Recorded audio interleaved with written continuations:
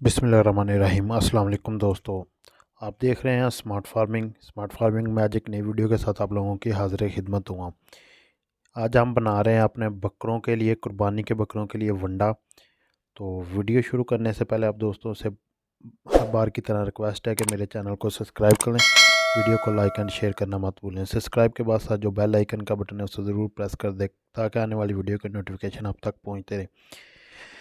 जी, तो अब बढ़ते हैं अपने टॉपिक की तरफ। इस वक्त आप स्क्रीन पे देख सकते हैं कि हम वंडा तैयार कर रहे हैं, एक सादा सा वंडा जो घर पे तैयार कर रहे हैं। तो इसके मतलब मुकम्मल डिटेल आपको देता हूँ।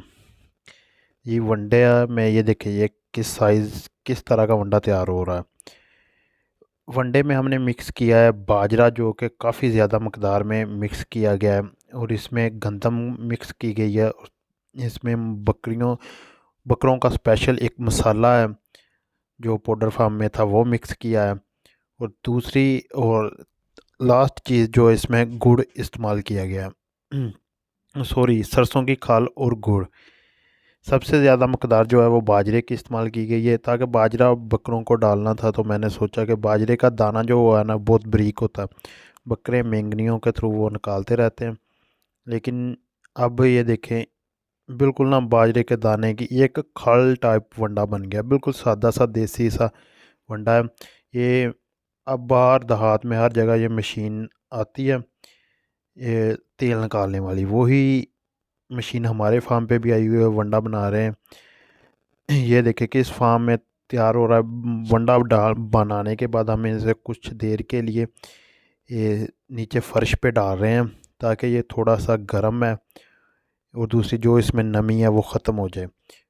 फिर बाद में इसे पैक करके थैलों के अंदर रख लिया जाएगा ताकि इसमें कोई भी मसला मसाइल या टॉक्सिन वगैरह पैदा ना होए, हवा अच्छी तरह लगे।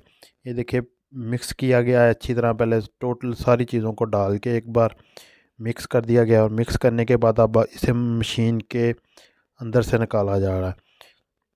कोई मतलब इसमें ख़ास कोई फार्मूला नहीं लगाया गया। एक बकरों का मसाला जो है वो हमारे पास स्पेशल एक मसाला होता है, वो डाला गया है, गुड़ डाला गया है। फिर मैं आपको बता दूं बाजरा और गंदम का इस्तेमाल इसमें किया गया। सबसे ज़्यादा सरसों के खाल का भी इस्तेमाल किया। सबसे ज़्यादा जो चीज़ इस्तेमाल की जाने वाली है वो बाजरा थी। सरसों की खाल इसलिए इस्तेमाल की गई कि वो ऑयल निकालने के लिए मशीन आई थी, तो जो वो खाल बची है ना वो भी मैंने इस वनडे में डाल दी। खाल काफ़ी ज़्यादा कड़वी होती है, बकरे इसे इतने शौक़ से खाते नहीं। अगर जानवर लग जाए तो फिर काफ़ी ज़्यादा फ़ायदेमंद होती है ये खाल जानवरों के लिए। और सर्दियों के मौसम में ये अब हम वंडा जो इस्तेमाल करवा रहे हैं ये वो वंडा। उम्मीद है आपको वीडियो पसंद आई होगी। वीडियो पसंद आई तो लाइक शेयर ज़रूर करें। अल्लाह हाफिज़।